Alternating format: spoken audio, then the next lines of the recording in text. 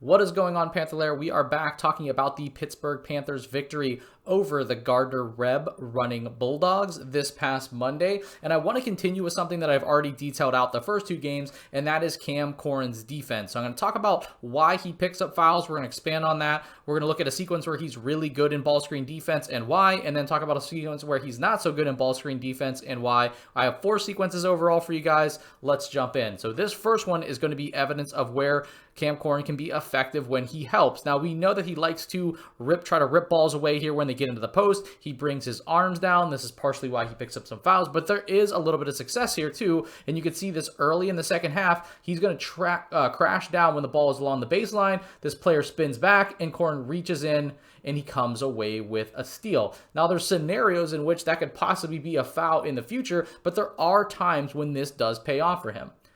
We're going to take a look at another sequence later on in the second half, and you'll see the ball goes down into the post. This is against Austin, so probably needs a little bit of help. Corhen is going to stay within the safe distance here to help, and the post move takes this player into the middle of the floor, right into Corhen.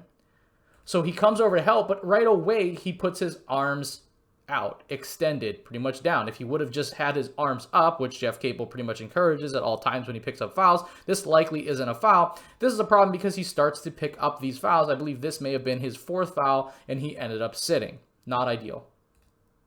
Now let's take a look at a sequence where he's really good in ball screen defense. Now, I said in the last video after the game against the Murray State Racers that sometimes he should probably be in drop a little bit more than he is up to touch, or certainly not in the process of getting to the level. Those are when a lot of guys get in trouble in general. So you'll see he's going to establish 2 really good drop points here, and his positioning against the ball screen allows him to sync with his rolling man, and it also allows him to be in a position to curb penetration. So you'll see this here. I love how he gets on this side of the ball screen, right? So he is in a position where if this player sets the screen and rolls, he's going to have a good sync rate.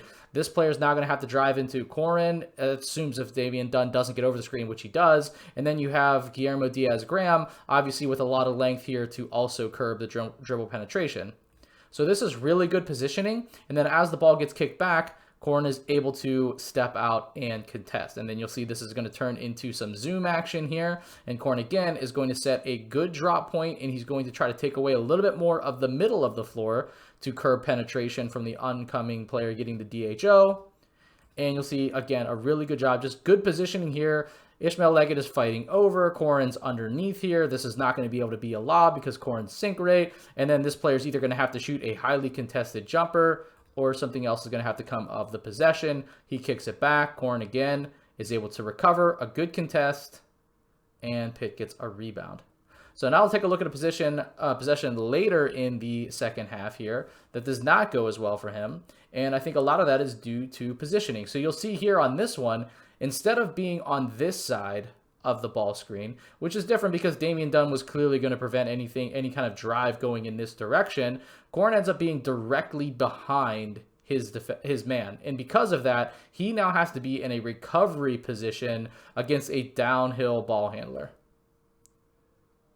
And because of that, it becomes a problem. He crashes his arms down, and that is his 3rd foul. So again, with the ball screen defense, a big part of this is when he establishes his drop point, or if he is already up to touch or at the level of the screen, as opposed to being in the process of doing it. So a little bit better positioning, a little bit better earlier recognition, and I think he's going to be completely fine in this area. In terms of crashing his arms down, he just needs to stop doing that. He just needs to go straight up. We know that he's not really like an on-man shot blocker. He can, weak side shot block. I think he's had one who chased down somebody in transition already this year, I think in the Radford game. So he's capable of doing those things, but he really needs to be on the floor. Crashing his arms down, not ideal. And based on the first 2 sequences we looked at here and the last one, he picks up his 3rd and 4th fouls like within 2 possessions of each other. So this is not ideal when there's 10 minutes left in the game. And while Pitt had a good lead, they didn't have like a blowout lead at this point. So something to clean up. I'm sure this is something he'll work on. The good news is a lot of this is just film review, film study, and repetition.